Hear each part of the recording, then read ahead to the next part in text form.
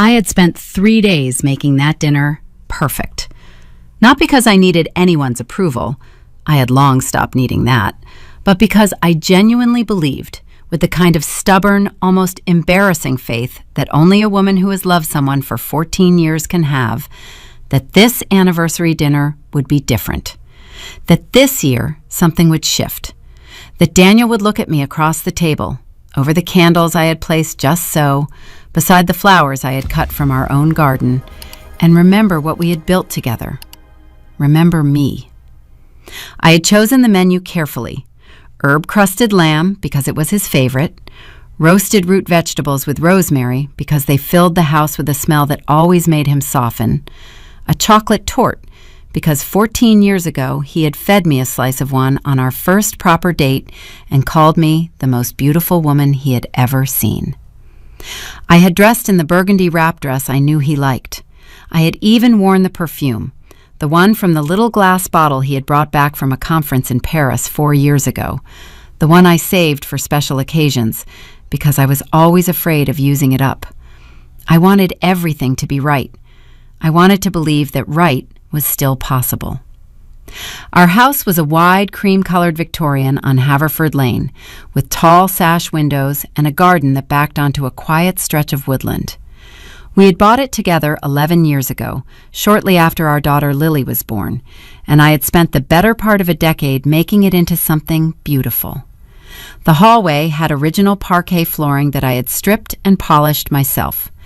The kitchen, where I stood that Saturday afternoon, stirring a sauce and listening to the radio, had cream-painted cabinets and an old farmhouse table that seated 10 comfortably. I loved that table. I had found it at an estate sale in Wiltshire and driven it home strapped to the roof of our estate car, laughing the entire way because Daniel had been absolutely certain it wouldn't fit. It fit. That was the thing about me and Daniel back then. Things always seemed to fit. We argued, yes, all couples argue, but there had been a time, a long, warm stretch of years, when we had understood each other in the effortless way that people do when they have genuinely chosen one another. He was an architect. I ran a small but respected interior design consultancy from a studio I rented above a florist shop in the village. We had Lily, who was 13 and sharp and funny and far too perceptive for her own good. We had Sunday mornings and long walks and a shared shorthand that felt for years like the most intimate language in the world. I don't know exactly when it stopped feeling that way. I know it didn't happen overnight. It happened the way water carves stone, slowly, invisibly, until one day you realize the whole landscape has changed and you can't remember what it looked like before. The guests were arriving at 7. I had invited 12 people. Daniel's mother, Gloria, and his younger sister, Petra, who had driven down from Edinburgh, my closest friend, Renata, and her husband, Tom, our neighbors, the Caldwells, Daniel's colleague, Marcus, who I had always liked, and a handful of others, people who had been present at various chapters of our life together. It was meant to be a celebration, 14 years. I had even had small cards printed with the date and a line from the poem Daniel had read at our wedding. In this life, I was loved by you. I had placed one at every setting. Gloria arrived first, as she always did. She was a tall, angular woman in her late 60s, with silver hair she wore in a severe chignon, and a way of entering a room that suggested she considered it already hers. She had never been warm to me. Not openly hostile, not in any way I could have pointed to and said, "There, that is the problem." But there was always something underneath her politeness, something watchful and proprietary, as though she were perpetually assessing the gap between what I was and what her son deserved. She kissed me on both cheeks, handed me a bottle of wine I had not asked for, and walked straight past me into the kitchen, where she stood and looked at everything I had prepared with the particular expression of a woman who is deciding whether to be impressed. "You've gone to a lot of trouble," she said. It was not quite a compliment. "It's our anniversary," I said pleasantly. "I wanted it to be special." She picked up one of the little printed cards from the counter, I hadn't set the table yet, and read the line of poetry. Something crossed her face. It was gone in an instant, but I saw it. A flicker of something tight and satisfied, like a person who has just confirmed a suspicion. I didn't understand it then. I filed it away the way you file things that don't quite make sense, and went back to my sauce. Daniel came downstairs at 6:45. He was freshly showered, wearing the gray linen shirt I had bought him for his birthday, and he looked— I remember this clearly because I remember everything about that evening with the horrible precision of someone who has replayed it too many times. He looked like a man who had already made a decision. Not nervous, not guilty, resolved. There is a particular quality to a person who has chosen their course of action and is simply waiting for the moment to execute it. And if I had been less busy, less hopeful, less focused on making everything perfect, I might have recognized it sooner. "You look nice," he said. "Thank you." I handed him a glass of wine. "Your mother's already in the sitting room." He nodded and went to find her, and through the serving hatch between the kitchen and the hall I saw them, just for a moment before Renata arrived and I went to answer the door, standing close together, speaking quietly. Gloria had her hand on Daniel's arm. He was listening with his head slightly bowed. When he looked up, he was not looking at her. He was looking at the wall above the mantelpiece, where our wedding photograph hung in a wide silver frame. I should have known then. I didn't. By 7:30, everyone was seated around the farmhouse table. I had lit the candles, the lamb was resting under foil, the wine had been poured. It looked, from the outside, and I am certain it did look this way because Renata told me later that it had been one of the most beautiful dinner tables she had ever sat at, like the kind of evening that people remember fondly for years. The warm light, the good food, the gathering of people who mattered. Lily was at the table too. I had considered whether to let her join. 13 felt young for an adult dinner party. But she had asked so earnestly, and she looked so grown up in her pale blue dress with her dark hair pinned back, that I had relented.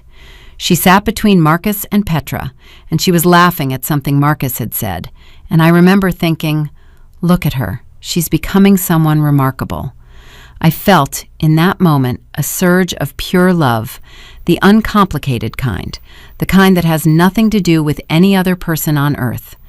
That was the last uncomplicated feeling I had that evening. The starter had been cleared, the lamb was on the table, glasses had been refilled. Daniel stood up. I assumed he was going to give a toast. It was something he had done every year, a small tradition, a few words about the year we'd had and the years ahead. I smiled up at him. I was still wearing the smile when he picked up his glass, looked around the table at each face in turn, and opened his mouth. "I want to say something," he said. His voice was steady, calm, the voice of a man who had rehearsed this.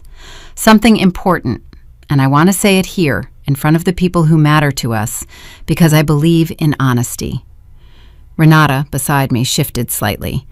I felt rather than saw her turn to look at me. "Clara and I are getting divorced." The room did not go silent immediately.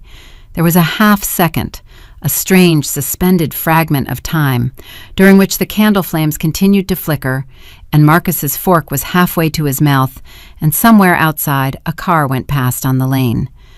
Then the silence fell, and it was absolute. "I've met someone," Daniel continued. "Her name is Sophie. She's 29, and she's pregnant." I was looking at my plate. I don't know why. I was looking at the slice of lamb on my plate, at the little pool of sauce beside it, at the sprig of rosemary I had placed there, and I was thinking, with a clarity that surprised me given the circumstances, I chose that rosemary from the garden this morning. I cut it with the small scissors I keep in the kitchen drawer. I was humming something when I did it. I can't remember what. Then I heard it. Laughter. Not uncomfortable laughter. Not the nervous, reflexive kind that sometimes escapes people in shocking situations. Real laughter, light and unguarded, the laughter of someone who has been waiting for good news and has finally received it. I looked up. Gloria had her hand pressed to her mouth, but her eyes were bright and dancing. And Lily, my 13-year-old daughter in her pale blue dress, was grinning. Not a confused grin, not a "this is very awkward" grin, a delighted one. That was the moment the ground went out from under me. Not when Daniel spoke, not when he said the woman's name or her age or the word pregnant. The moment the world shifted on its axis was when I looked at my daughter's face and understood that she had known. She had known before tonight. She had known, and she had said nothing, and she was glad. I set down my fork. I smoothed the napkin in my lap. I looked at Daniel, then at Gloria, then at Lily. My voice when it came was perfectly level. It was the voice of someone standing at the center of something enormous and choosing, very deliberately, not to be swept away by it. "All right then," I said quietly. I let the silence hold for one full breath. "Brace yourselves." Nobody laughed after that. Nobody asked me what I meant. That was the thing that struck me later, in the long, sleepless hours after everyone had gone home. Nobody at that table asked me to explain myself. Not Daniel, who was still standing with his glass raised like a man who had expected applause and received something else entirely. Not Gloria, whose bright, dancing eyes had gone very still the moment I spoke. Not even Renata, who knew me better than almost anyone alive. They all just sat there, in the warm candlelight, in the wreckage of the evening I had spent 3 days building, and they were quiet, because they understood the tone. People always understand the tone, even when they pretend otherwise. I stood up from the table with the unhurried movement of someone who has simply decided that this particular chapter of the evening is over. I picked up my wine glass, walked to the kitchen, set it on the counter beside the sink, and stood there for a moment looking out through the dark window at the garden. The woodland beyond the fence was invisible at this hour, just a wall of black, but I had looked at it so many times that I could see it anyway. The oak at the far left, the silver birch in the middle, the path that Lily and I used to walk on Sunday mornings when she was small, before she became the kind of 13-year-old who knew her father's secrets and kept them. I heard Renata come into the kitchen behind me. I heard the soft sound of her setting something down on the counter, her own glass, or perhaps a stack of plates, the instinctive hospitality of a woman who tidies when she doesn't know what else to do. Then her hand on my shoulder, warm and firm. "Clara," she said. "I'm fine," I said. "You don't have to be." "I know," I turned around, "but I am, or I will be, which amounts to the same thing right now." She looked at me for a long moment. Renata had known me since university, 20 years, give or take. She had been at our wedding. She had held Lily in the hospital the day she was born and cried in a way that Daniel and I had teased her about for years. She knew my face better than most people knew their own. Whatever she saw in mine that night made her nod, slowly, and say nothing more. In the dining room, I could hear the low murmur of voices resuming, the awkward, effortful small talk of people trying to reassemble a social occasion from its ruins. I heard Daniel's voice, steadier than I would have liked. I heard Gloria's, lighter than it had been all evening, the voice of a woman who has been holding something in for a long time and has at last been permitted to exhale. I heard the Caldwells making polite excuses to leave, which they did within 10 minutes, collecting their coats with the swift efficiency of people who want no part of whatever is coming next. Marcus left shortly after them. He paused in the kitchen doorway and looked at me with an expression I would not fully understand until much later. "For what it's worth," he said quietly, "I had no idea." I thanked him. I meant it. He left. By 9 o'clock, the table held only 5 people: Daniel, Gloria, Petra, Renata, and me. Tom had taken their car and gone home when Renata made clear she was staying. Lily had disappeared upstairs at some point during the exodus, and I had let her go. What I had to say to my daughter was not something that could be said in front of an audience. It would wait. Daniel sat at the head of the table, his usual place, with his hands wrapped around his wine glass and the particular expression of a man who believes that having said a difficult thing out loud is equivalent to having dealt with it. He had the look of someone who expected the hardest part to be over. I sat down across from him, folded my hands on the table, and looked at him steadily. "How long?" I said. He met my eyes. "Clara." "How long, Daniel?" A pause. 18 months. 18 months. I let that number sit in the room. 18 months ago, Lily had been 11. 18 months ago, I had been in this kitchen on an ordinary Tuesday evening, making pasta and listening to the radio, and Daniel had been... where? With Sophie, whoever Sophie was. Wherever they went, whatever they said to each other, whatever version of himself he had decided he preferred when he was with her. 18 months ago, I had bought him a birthday gift, a beautiful drafting set in a leather case, because he had mentioned in passing that his old one was worn out, and he had kissed me and said, "You always know exactly what I need." And then, presumably, he had gone back to his other life. "And the baby," I said, "how far along?" 4 months. So she was showing, or nearly, which meant people knew, his colleagues probably, friends of hers, and how many of those people had looked at me when we passed in some social setting I was no longer accurately remembering, and known.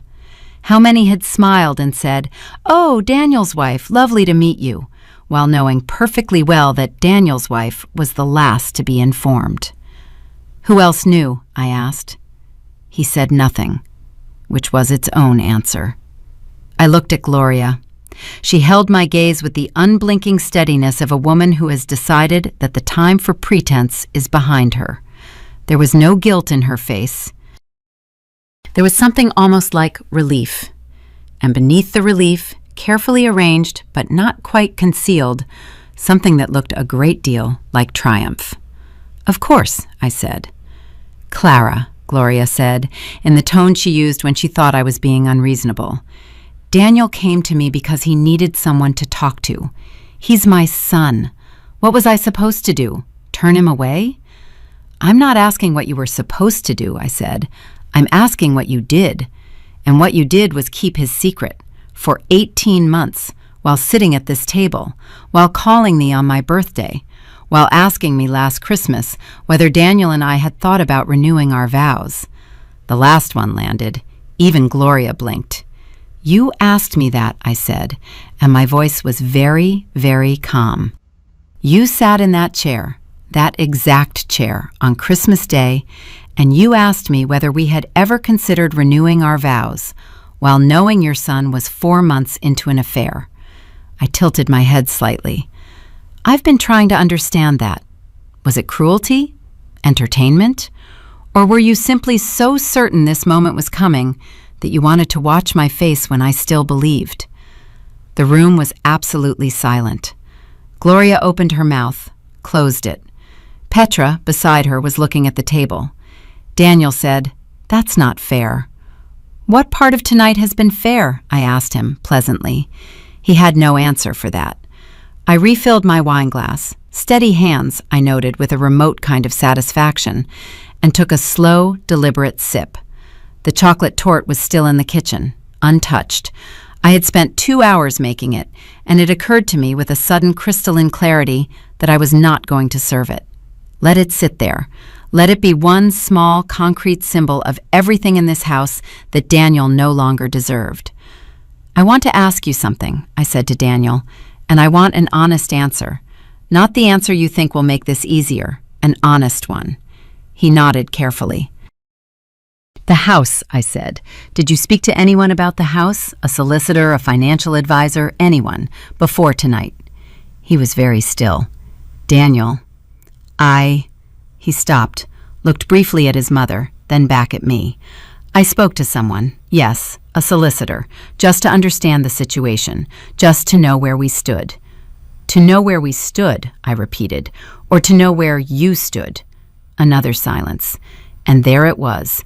That was the second crack in the floor, the one beneath the one I had already found. He had not only decided to end our marriage, he had already consulted a solicitor. He had already, in some quiet office I would never be shown into, begun the work of calculating what was his. Which meant he had been planning this, not just living his double life, but planning the exit from it, the tactical extraction, for some time before tonight. The dinner, the announcement, the public setting, None of it was impulsive. He had chosen the anniversary dinner deliberately. He had chosen the audience deliberately. And the timing, 4 months into the pregnancy, just visible enough to be undeniable, that had been deliberate too. He wanted it to look inevitable. He wanted me to feel as though the story had already been written, and my only remaining role was to absorb it gracefully and step aside. I felt something move through me in that moment. Not rage, not the hot, flooding kind that makes you say things you later regret. Something colder, something that settled along my spine like a long, thin blade. It was the feeling of a person who has just understood the actual dimensions of the thing arrayed against them, and who has chosen, very quietly, to rise to it.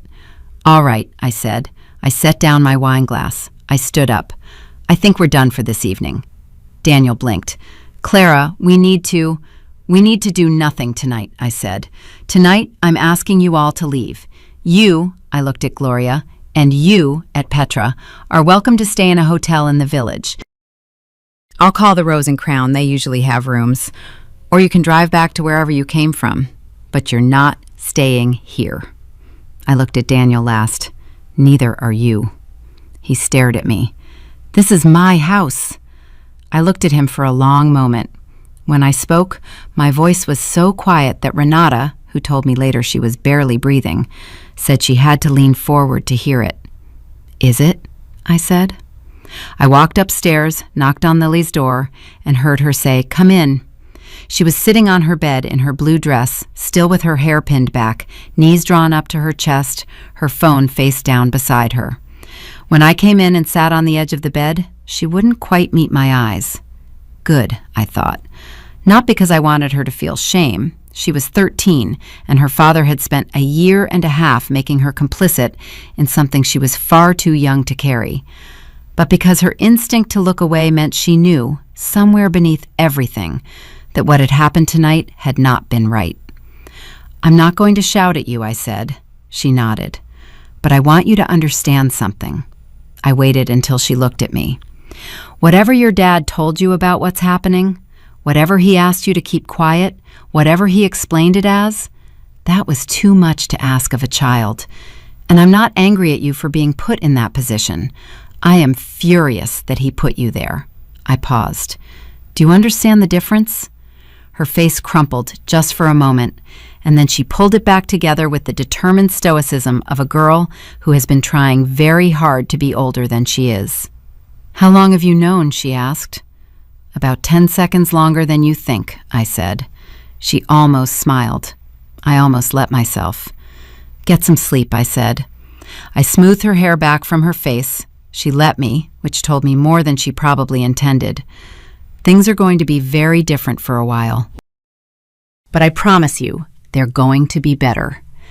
I kissed her forehead and went back downstairs. Daniel was still in the dining room, sitting in the candlelight in the ruins of our anniversary dinner. Gloria and Petra had apparently taken their coats and gone.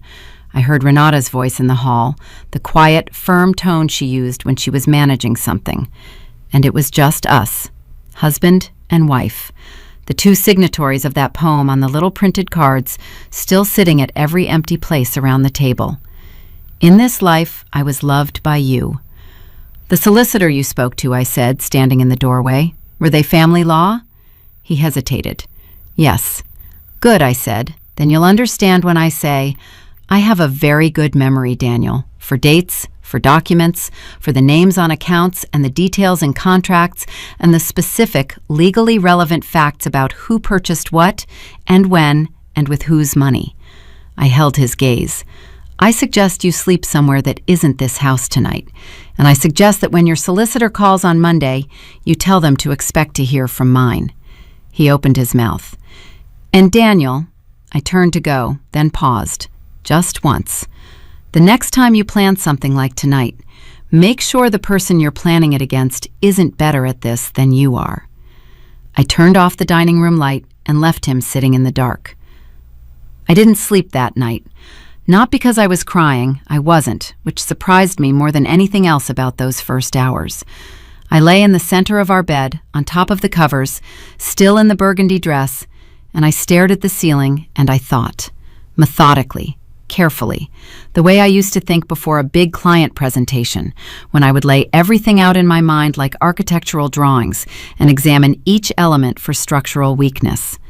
I thought about the house, about the accounts, about the consultancy, about the specific paperwork I had signed and not signed over 14 years of marriage, and the paperwork I had seen and not seen, and this was the part that kept pulling me back, the part with the cold, insistent gravity of a stone dropped into deep water. The paperwork I had never thought to look for because I had never imagined I would need to. I had been, I understood now, a woman who trusted. Not blindly, I was not naive, I had never thought of myself as naive, but fundamentally in the way that people trust who have not yet been given a sufficient reason not to. I had trusted Daniel with the financial architecture of our life because he was an architect, because he was organized, because early in our marriage he had demonstrated a talent for managing money that I was happy to defer to, because I had a business to run and a child to raise, and there are only so many hours in a day, and because, this was the one I kept coming back to, pressing on it like a bruise, because I had loved him. And when you love someone, you don't build trapdoors into the foundation. You just don't. He had known that about me. He had counted on it. By 4 a.m, I was at the desk in the small room off the landing that I used as a home office. I had changed into jeans and a sweater, made myself a strong coffee, and opened the filing cabinet in the corner, the one that held the household documents, insurance policies, mortgage papers, the accumulated administrative residue of a 14-year life. I had opened this cabinet hundreds of times. I had always found what I was looking for and closed it again without looking at anything else. Tonight, I pulled out every folder and began at the beginning. The first thing I noticed was the mortgage. We had remortgaged 3 years ago. I remembered it, vaguely, the way you remember administrative events that are handled efficiently and without drama. Daniel had told me the rate was better, that it made sense to consolidate, that he had spoken to our broker, and the paperwork was straightforward. I had signed where he put the tabs. I had not read every page. Who reads every page? I asked myself that now, alone in the quiet house at 4 a.m, and the answer was, people who have reason to, people who know to. I read every page now. The mortgage documents were in order, but on the 4th page of the refinancing agreement, in a section I had apparently signed without properly reading, there was a clause I did not remember discussing. A clause that named Daniel as the primary account holder for the purposes of any future sale or transfer of the property. Not sole owner, we were still joint owners, the deeds made that clear, but the designated decision maker in the event of a sale, whose signature alone could initiate the process. My signature would be required to complete the sale, but not to begin it, not to list it, not to accept an offer. I sat with that for a long time. Then I found the folder for our joint savings account. We had built it over years, modest contributions, steadily accumulated, the financial version of a slow and patient faith in the future. The balance, as of the last statement I had seen, which was dated 8 months ago, had been £47,000. I pulled out the most recent statement, which had arrived last month and which Daniel usually filed before I saw it. I had never questioned this. It was one of those small domestic divisions of labor that solidify, over years, into invisible walls. The most recent balance was £11,240. I set the statement down on the desk very carefully, the way you set down something fragile. Then I picked it up again and looked at the transaction history.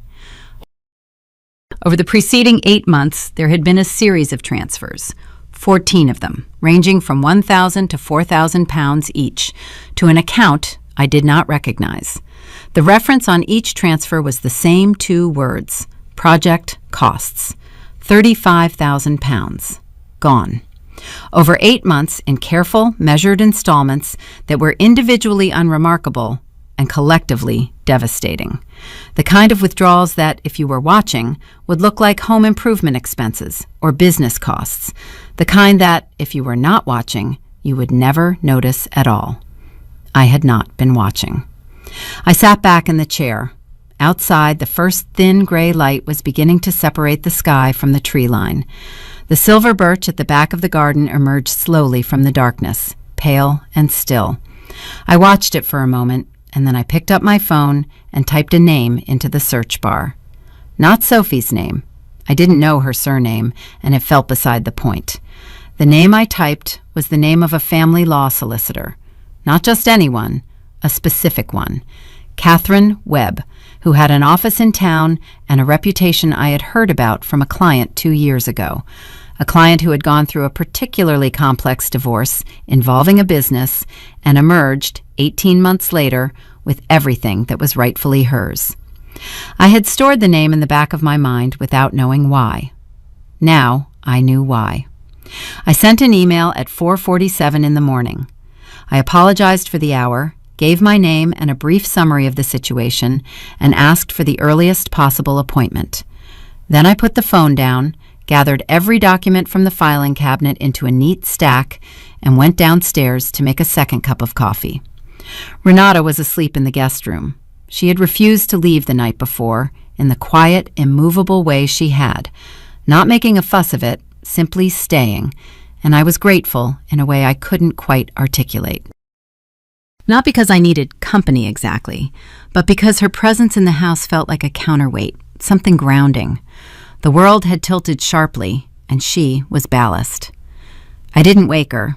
I sat at the kitchen table with my documents and my coffee and the early morning silence, and I went through everything again. This time, I found something else. It was in a folder I had never opened, one of Daniel's, filed at the back of the cabinet, unmarked except for a small adhesive tab in the corner with nothing written on it. Inside were 3 documents. The first was a valuation of the house, dated 5 months ago. The second was a letter from an estate agency, a firm in the next town, not the one we had bought through, not anyone who knew us. Addressed to Daniel alone, setting out their terms of engagement for a residential sale. The third was a printed email exchange between Daniel and a man named Philip Hart, who identified himself in the signature as a property developer. I read the emails twice. The most recent one, sent 6 weeks ago, was from Daniel. It said, "Clara isn't aware of any of this, and I'd like to keep it that way until the timing is right. Once the divorce is initiated, I can move forward on the listing. She'll have no grounds to obstruct. The refinancing clause covers us. Let me know when you want to do a viewing." I put the emails down. I picked them up again. I read that last paragraph 4 more times. Clara isn't aware of any of this. That was my name. That was how my husband of 14 years had referred to me, in a private email to a property developer while planning to sell the home I had spent a decade building, using a legal mechanism he had concealed inside a remortgage I had signed without reading, while spending £35,000 of our shared savings on what I could only assume were the costs of establishing a new life with a 29-year-old woman named Sophie. That was when I cried. Not noisily, not the heaving, gulping kind of grief I had sometimes imagined, in idle moments, would accompany the end of my marriage. It was quiet. A few minutes, sitting at my kitchen table, with the dawn coming in through the window and the silver birch in the garden going slowly from gray to white. I let myself have it. I let it move through me like a wave, and when it passed, I wiped my face, straightened my spine, and took a very long, very steady breath. Then I photographed every document on my phone, uploaded them to a cloud folder I created with a new email address Daniel didn't know about, and went to shower and change before Renata woke up. She came downstairs at 7:30 to find me at the stove making eggs, the table set, the documents filed back in their cabinet, copies secured, originals replaced, everything exactly as Daniel had left it. She stood in the kitchen doorway for a moment, reading my face. "You didn't sleep," she said. "No." "But you found something." I looked at her. "Sit down," I said. "I'll tell you while I make breakfast." I told her everything. She sat across the table from me and listened without interrupting. That was one of Renata's great gifts, the ability to truly listen without rushing toward her own response. And when I had finished, she was quiet for a long moment. Then she said, "The remortgage clause. Was that your solicitor who drafted that?" "It was Daniel's. He handled it. I just signed." She nodded slowly. "Catherine Webb," she said. It was not a question. I looked at her. "You know her?" "My cousin used her 3 years ago." Renata picked up her fork. "She is absolutely terrifying, in the best possible way." I felt, for the first time since the previous evening, something that was not quite a smile, but was adjacent to one. "Good," I said. "That's exactly what I need." Catherine Webb's assistant called at 9:15 that Monday morning. Catherine could see me Tuesday at 11. I said that would be perfect. I spent the rest of Sunday in the quiet architecture of my own house, cooking, cleaning, helping Lily with the homework she had been avoiding, walking to the end of the garden and standing for a long time under the oak tree. And I did not call Daniel. I did not answer the 2 messages he sent, which were brief and careful and conveyed the tone of a man who expected the situation to have softened overnight. I did not reply to Gloria's single text, which said only, "I hope you understand that this is for the best, for everyone." I read it, set my phone face down on the counter, and continued chopping vegetables for soup. Lily came into the kitchen at some point in the late afternoon and stood beside me, leaning against the counter in the way she always had since she was small, hip against the cabinet door, watching me work. "Is Dad coming back?" she asked. "Not to stay," I said. She was quiet for a moment. "Did he call you?" "He texted." "Did you answer?" "Not yet." She picked up an apple from the bowl on the counter, turned it over in her hands. "He called me this morning," she said. "He said he hoped I understood, that it was complicated." I kept chopping. "What did you say?" "I said I did understand." She paused. "I lied. I don't understand at all." I set down the knife. I turned to look at her. This girl, this complicated, perceptive, imperfect, fiercely loved girl, and I felt the full weight of what had been taken from her by the adults in her life who should have known better. "You don't have to understand it right now," I said. "You just have to let me deal with it. Can you do that?" She looked at me for a long moment. Then she nodded, put the apple back in the bowl, and went back upstairs. I stood there for a moment in the quiet kitchen, listening to her footsteps on the stairs, the familiar creak of the 3rd step from the top. Then I picked up my knife and went back to work. On Tuesday morning, I drove to Catherine Webb's office. It was a narrow Victorian terrace on the high street with a brass plate by the door and a waiting room that smelled of good coffee and fresh paper. Catherine herself was in her early 50s with cropped gray hair and reading glasses pushed up on her head and the kind of concentrated attention that made you feel immediately that your case was the only case in the world.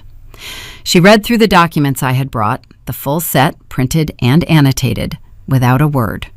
When she finished, she took off her glasses, set them on the desk, and looked at me. "The remortgage clause," she said, "is legal, but it's narrow. It gives him the right to initiate a listing. It does not allow him to transfer ownership or complete a sale without your consent. Any buyer would need your signature." She paused. "He may not know that." "I think he believes he can force a sale," I said, "or pressure me into agreeing to one." "People often believe things that aren't quite true," she said pleasantly. "The savings transfers are more interesting. £35,000 to an unknown account over 8 months using joint funds." She tapped the statement. "If those funds were used to support the establishment of a separate household, rent, furniture, deposits, there's an argument for dissipation of marital assets. That's a serious matter in ancillary relief proceedings." I had spent 2 evenings learning what ancillary relief proceedings meant. I did not need her to explain. "What do we do first?" I said. Catherine smiled. It was a small, precise smile, the smile of a woman who has done this many times and enjoys it enormously. "First," she said, "we write him a letter." The letter went out on Wednesday. Catherine had drafted it herself in the measured, exact language of someone who knows precisely how much weight each word will carry in a courtroom. It was 3 pages long. It outlined, in careful sequence, the remortgage clause and its legal limitations, the £35,000 in transfers from the joint account, and the legal definition of dissipated marital assets, the undisclosed communications with Philip Hart regarding the property sale, and the specific legal consequences that would follow any attempt to list, value, or transfer the house without my full written consent. It also noted, in the final paragraph, that my solicitor had been retained and that all future communication regarding the divorce proceedings should be directed through her office. I did not see Daniel's face when he read it. I imagined it, though, several times. He called me that evening. I let it go to voicemail. The message he left was 4 minutes long, and his voice moved through several registers in those 4 minutes.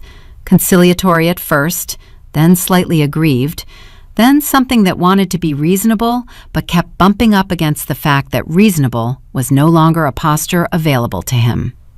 He said he hadn't meant for any of this to come out the way it did. He said he had wanted to handle it sensitively. He said the money transfers were for legitimate expenses and he could explain everything. He said he hoped we could approach this as adults. I listened to the voicemail twice, saved it to the same cloud folder as the documents, and did not call back. Gloria called the following morning. I answered that one, which surprised her. I could hear the brief, recalibrating pause before she spoke, the half-second of a woman who had prepared for a voicemail and suddenly has to perform live. "Clara," she said, "I think we need to talk." "I agree," I said. "Go ahead." Another pause. She had expected me to resist the conversation, to make her work for it. My willingness to engage directly had thrown her slightly off her script. I could almost feel her reshuffling. "I want you to know," she said, "that I never wanted this to hurt you." "But it did," I said pleasantly. "So that's rather beside the point, isn't it?" "Daniel is my son," she said, and there was the first note of something harder beneath the soft opening. "My first responsibility is to him. Surely you can understand that." "I can," I said. "And my first responsibility is to myself and to Lily. Surely you can understand that." A silence. "What is it you want, Claudia? Tell me honestly. What outcome are you hoping for here?" It was a strange question. Or rather, it was a question that revealed something about how Gloria had understood me all along, as a woman who wanted to be given things, soothed, accommodated, managed. A woman who could be asked what she wanted and would name something modest that could then be negotiated downward. "I want what's mine," I said. "All of it, including a fair account of what's been taken already." "No one has taken £35,000, Gloria." I kept my voice perfectly even. "From a joint account, over 8 months, while Daniel was telling me everything was fine." The silence this time was different, longer. "I'm sure there's an explanation," she said at last, but the confidence had gone out of her voice. She sounded, for the first time in 14 years, like a woman who is not entirely certain what her son has done. "I'm sure there is," I said. "I look forward to hearing it, in front of a judge, if necessary." I ended the call, stood in the kitchen for a moment, then I poured myself a glass of water, drank it standing at the sink, and went back to work. The consultancy had been mine long before Daniel and I married. I had built it from a single rented desk and a second-hand laptop into something that, by the time of our anniversary dinner, employed 3 people full-time and had a client list that included 2 boutique hotel groups, a national restaurant chain, and more private residential clients than I could comfortably handle alone. The business was in my name. The accounts were in my name. Daniel had never been a partner, never had any formal stake in it. This, I was beginning to understand, was one of the luckiest oversights of my life. Whatever else he had planned, whatever the exact dimensions of the financial trap he and his solicitor had been quietly constructing, the consultancy was outside it. But I needed to be sure. I called my accountant, a meticulous man named Gerald, who had handled the business accounts since year 3. I asked him to come in for a meeting and to bring everything, every filing, every return, every document relating to the business finances for the past 3 years. I told him it was for a personal legal matter and asked him to treat it in confidence. He arrived the following afternoon with 3 box files and the expression of a man who has seen this particular situation before and approaches it with professional sympathy. We spent 2 hours going through everything. The business was clean. Every account, every tax filing, every employee contract exactly as it should be. There was nothing Daniel could touch, nothing he had thought to reach for, possibly because he had been focused on the house and the savings account and had assumed, or hoped, that those would be enough. But there was one thing Gerald flagged, almost as an afterthought, as he was repacking the 3rd box file. "This payment here," he said, tapping a line on a printout, "from 18 months ago. Do you recognize it?" I looked. It was an invoice, paid from the business account, for £3,000. The payee was listed as DKS Consulting. The description was Strategic Advisory Services. I had never heard of DKS Consulting. I said so. Gerald frowned. "It was processed through your account. The authorization code is yours."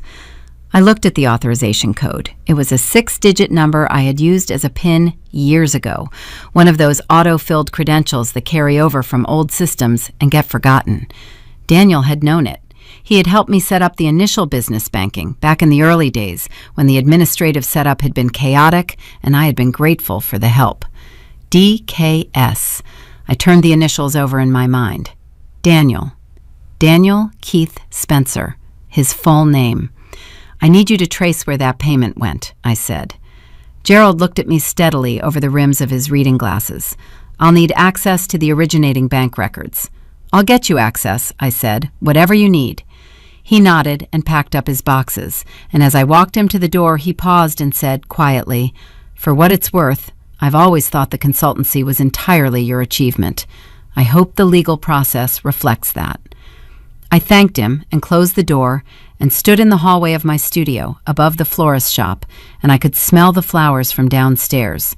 Late-season roses, something sweet and green and living, and I pressed my back against the wall and closed my eyes for a moment. Just a moment, because the picture was becoming clearer now, and it was worse than I had initially calculated, and I needed to take that in before I could act on it. £3,000, 18 months ago. The exact month, I realized when I checked the date, that Daniel had started the affair with Sophie. DKS Consulting, his own initials, set up as a shell, drawing money from my business account using an old access code I had never thought to revoke. He had not only been stealing from our joint savings, he had been stealing from my business. I called Catherine from the car. "The picture is expanding," I told her. "Tell me," she said. I told her about Gerald, the invoice, the initials, the timing. She was quiet for a moment, and when she spoke, her voice had the clipped, focused quality it got when something genuinely interested her. "If DKS Consulting is his entity, and the payment was unauthorized, that's potentially fraud," she said, "not just a civil matter. I want you to send me the invoice and the bank records as soon as Gerald has them. And Clara, I want you to stop communicating with Daniel directly. Anything you need to say it through me." "Understood. And one more thing." A brief pause.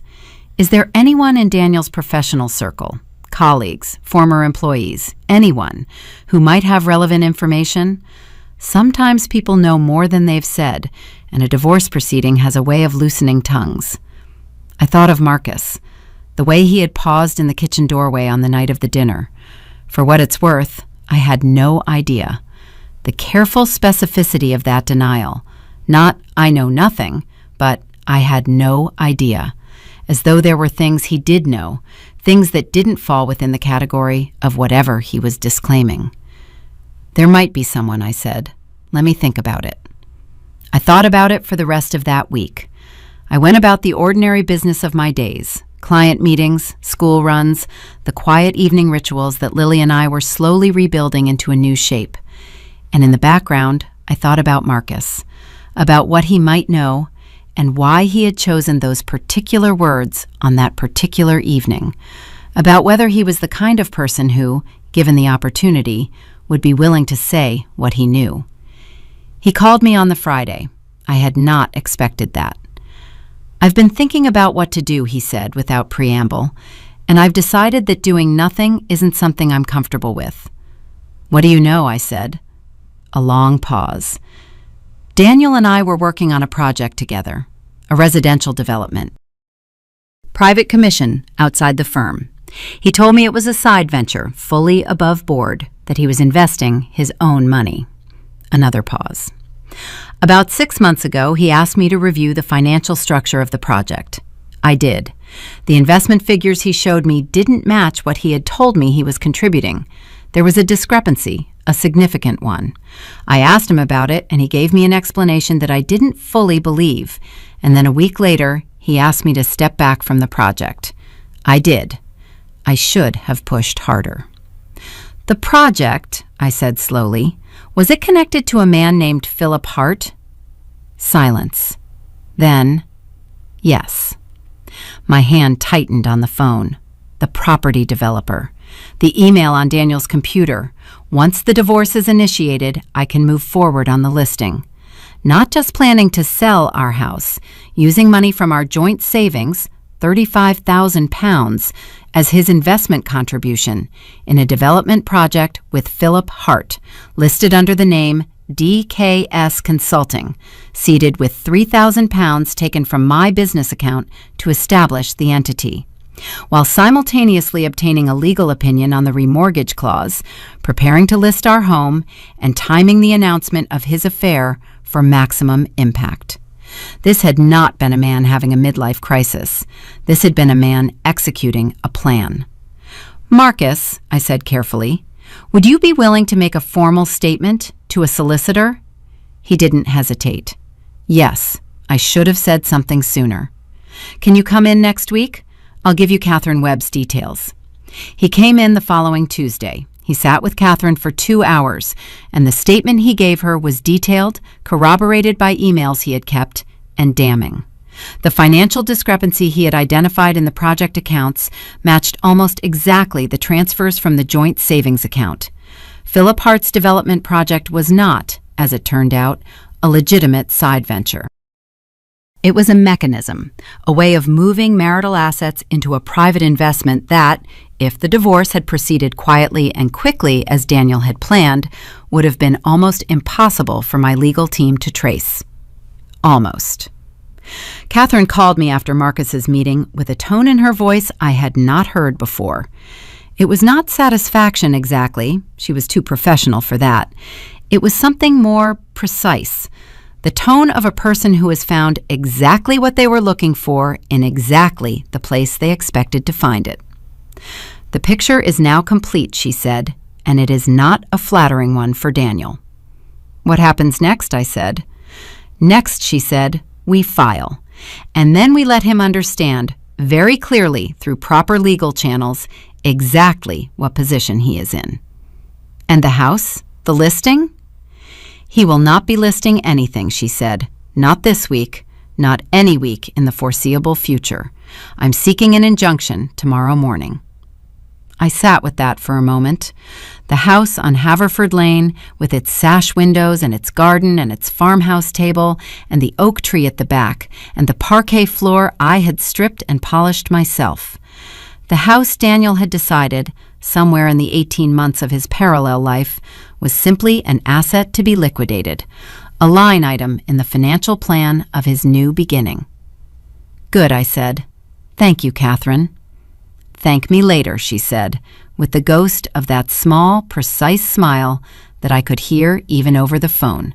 "We've only just started." The injunction was granted on Thursday morning. Catherine called me at 9:47, and I was standing in the studio above the florist's shop when she told me, watching the street below through the tall, narrow window, a delivery van pulling away, a woman with a pushchair, the ordinary machinery of a morning in a small town, and I felt something release in my chest. Not joy, not yet. Something closer to the sensation of a door being locked from the right side for the first time. The house could not be listed. It could not be valued by any agent acting on Daniel's instruction. It could not be touched. The injunction also froze the joint account pending the investigation into the transfers, which meant that whatever remained of the £11,000 was now protected. Daniel's solicitor filed a response within 48 hours. It was, Catherine told me with measured disdain, thin. The argument that the transfers represented legitimate business expenses fell apart almost immediately against Marcus's statement and the financial records Gerald had traced. DKS Consulting had been registered 8 months before the affair began, not 18 months, as I had initially calculated, but earlier. That detail was important. It meant the financial planning had preceded the affair itself, or at least had preceded Daniel's decision to disclose it. He had not, in other words, fallen in love and then panicked and started moving money. He had begun moving money and then, at some later point, decided the time was right to make his exit visible. I sat with that knowledge for several days. I turned it over. I examined it from different angles, the way you examine something you have found in a drawer and cannot immediately identify, trying to understand its shape, its purpose, the moment it had entered your life without your knowledge. The conclusion I kept arriving at was one I did not entirely want, but could not avoid. The man I had been married to for 14 years had been planning to leave for considerably longer than 18 months, and had spent that time not just conducting an affair, but constructing, with quiet architectural precision, a financial exit that would leave me with as little as possible. He had chosen the anniversary dinner not because it was cruel, or not only because it was cruel, but because the public announcement, the fait accompli, the visible fact of Sophie's pregnancy was designed to function as a kind of shock treatment, to knock me sideways long enough for the legal machinery he had already set in motion to advance unchallenged. He had expected grief.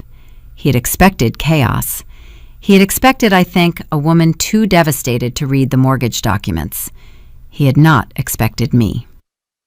Lily came home from school on a Friday afternoon 3 weeks after the dinner and found me in the kitchen going over printouts with Gerald, who had stayed late to walk me through the final tracing of the DKS account. She dropped her bag by the door, looked at the papers spread across the farmhouse table, looked at Gerald, looked at me, and said, with the directness that had always been her most exhausting and most admirable quality, "Are you winning?" Gerald made a sound that was carefully not a laugh. "We're making progress," I said. "That means yes," she said, and went upstairs. Gerald left shortly after, and I stood in the kitchen in the early evening light and thought about Lily, about the girl who had sat at this table in her pale blue dress 3 weeks ago and laughed when her father announced he was leaving. I had not forgotten that laugh. I had not forgiven it either. Not yet, not entirely. But I had begun to understand it differently. She was 13.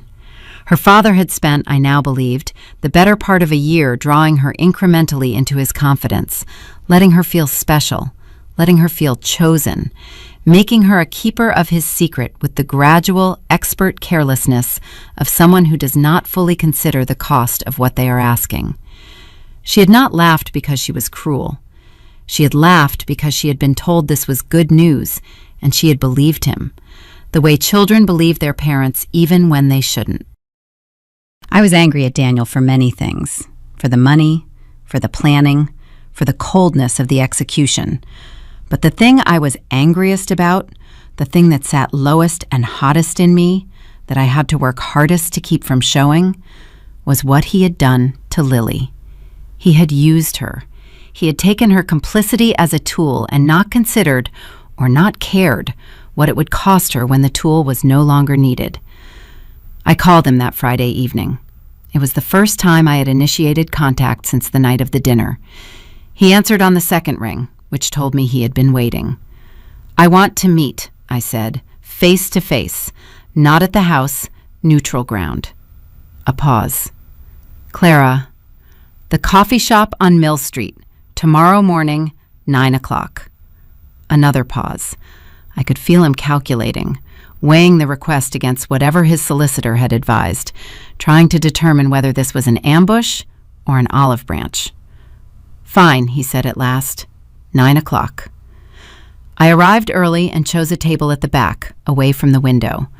The coffee shop was quiet at that hour, a Saturday morning, most of the town still slow and domestic.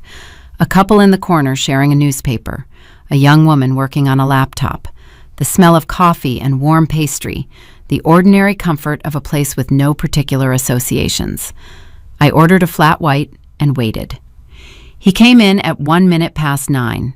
He looked, I noticed with the detached clarity that had become my default mode, tired. The particular tiredness of a man who has been managing two lives simultaneously and is no longer quite managing either. He had lost some of the resolved composure that had characterized him on the night of the dinner. He looked, for the first time, like someone who understood the situation had not gone as planned. He sat down across from me, ordered a coffee he barely touched, and said, "I suppose your solicitor knows you're here." "Of course," I said. "I'm not hiding anything." He looked at me for a long moment. "What do you want to talk about?" "Lily," I said. He hadn't expected that.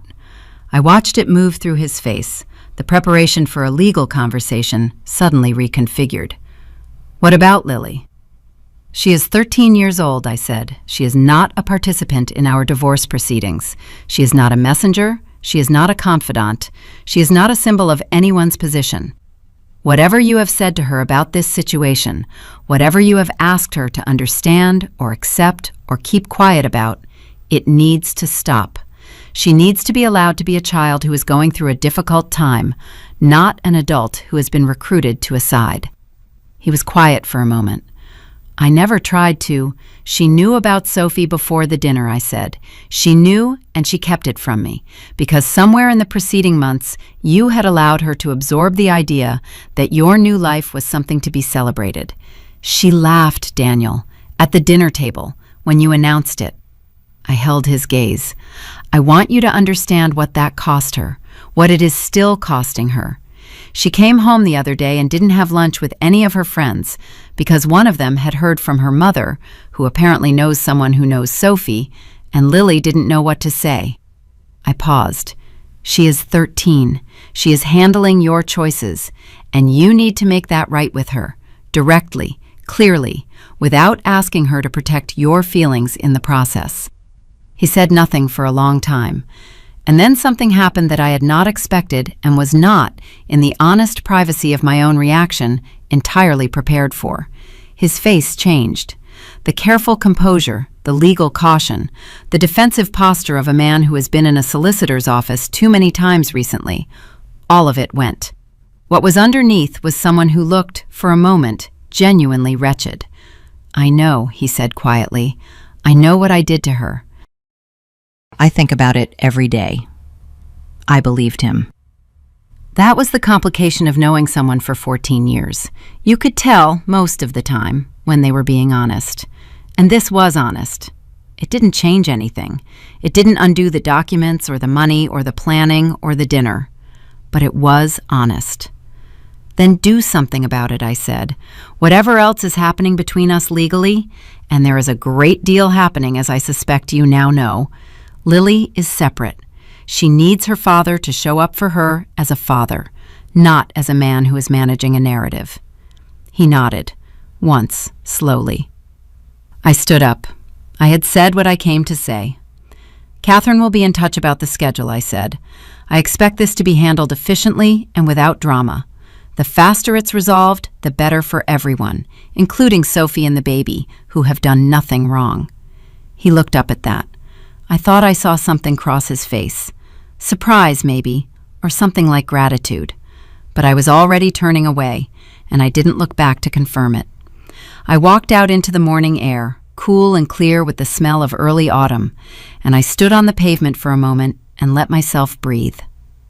The proceedings moved with a speed that Catherine attributed partly to the strength of the evidence and partly to the fact that Daniel's solicitor, faced with the fraud implications of the DKS account, had advised him strongly against prolonged contention. The £35,000 was returned to the joint estate and factored into the financial settlement. The DKS company was dissolved. The $3,000 from my business account was returned with interest. The house remained mine. bought out from the joint estate at a valuation that Catherine negotiated with the focused implacability of someone who does this for a living and genuinely enjoys it. I paid Daniel his share of the equity from a mortgage on the consultancy, which I could service comfortably, and which left me the sole owner of the Victorian house on Haverford Lane, with its sash windows and its farmhouse table and its garden and the oak tree and the silver birch and the path I had walked with Lily on Sunday mornings when she was small. Philip Hart's development project, it emerged during the financial disclosure process, had already attracted the attention of a regulatory body for reasons unrelated to Daniel, something involving planning permissions and undisclosed investors. The investigation meant that any funds connected to the project were frozen, pending review. Daniel's investment through DKS, the bulk of the $35,000, was tied up in that freeze for the better part of a year. He received it eventually, reduced by legal fees, much later than he had planned. Gloria called me once more, about 6 weeks before the settlement was finalized. I answered, as I always did, because I had nothing to hide and no reason to avoid her. "I want you to know," she said, "that what Daniel did, the financial matters, I wasn't aware of all of it." "I know," I said, and I did know. Not because I absolved her. The 18 months of kept secrets, the Christmas question about renewing vows, the bright, triumphant eyes at the dinner table, none of that was absolved. But I believed she had not known the full scope of it. She had known about Sophie. She had known about the divorce. She had not known about DKS or Philip Hart or the remortgage clause or the systematic transfer of funds. Those were Daniel's architecture alone. "I'm sorry," she said. It was simple and unadorned, and I thought it was probably the most honest thing she had ever said to me. "Take care of yourself, Gloria," I said, and ended the call. The settlement was signed on a Tuesday morning in Catherine's office. I wore the gray blazer I bought for important meetings, the one that makes me feel, when I put it on, like a version of myself who is entirely ready for whatever is next. Catherine pushed the papers across the desk, and I signed where she indicated, and when it was done, she looked at me over her glasses with that small, precise smile. "Congratulations," she said. Or rather, welcome to the next part. I laughed, a real one, the kind that comes from somewhere low and genuine. "Thank you," I said, "for everything." "Don't thank me," she said. "You did the work. I just carried the paperwork." I drove home along the familiar road, through the village, past the florist shop where my studio sat above the window boxes, past the coffee shop on Mill Street, where I had sat across from Daniel for the last, difficult, honest conversation we would ever have, and up Haverford Lane to the cream-colored Victorian with its tall windows catching the autumn light. I parked in the drive and sat in the car for a moment. The house looked exactly as it always had. The same cream render, slightly warm in the afternoon sun, the same sash windows, the same front garden with the last of the season's roses, gone slightly blousy now, dropping petals onto the path. I had stripped those floors and chosen those windows and planted those roses and carried that farmhouse table home on the roof of the car, laughing while Daniel said it wouldn't fit. It fit. I got out of the car and stood in the drive and tilted my face up to the sky, which was pale blue and very clear, and I breathed in the smell of the autumn air and the late roses and the damp gravel and the cold coming. And I thought, this is mine. Not defiantly, not triumphantly, just quietly, completely, as a statement of fact. This is mine. Lily was home when I came inside. She was in the kitchen doing homework at the farmhouse table, her dark hair loose around her shoulders, a half-eaten piece of toast beside her notebook. She looked up when I came in. I set my bag down on the counter, loosened my blazer, filled the kettle. "How did it go?" she asked. "It's done," I said. She looked at me for a moment with those eyes that had always seen too much for her own good, and then she nodded, slow and certain, as though she had never doubted it. "Good," she said, and went back to her homework. I made 2 cups of tea and set one beside her notebook without a word, and then I stood at the kitchen window and looked out at the garden. The oak at the left, the silver birch in the middle, the path to the woodland gone quiet and gold in the late afternoon. The world exactly as it was. Me, different. Some things, when they break, don't need to be rebuilt into the same shape. Some things break because the shape was always wrong, and what comes after, quieter, cleaner, entirely your own, is what was supposed to be there all along. I picked up my tea. Outside, the silver birch moved in the wind, pale and unhurried, the way it always had. I drank my tea and watched it, and I was fine.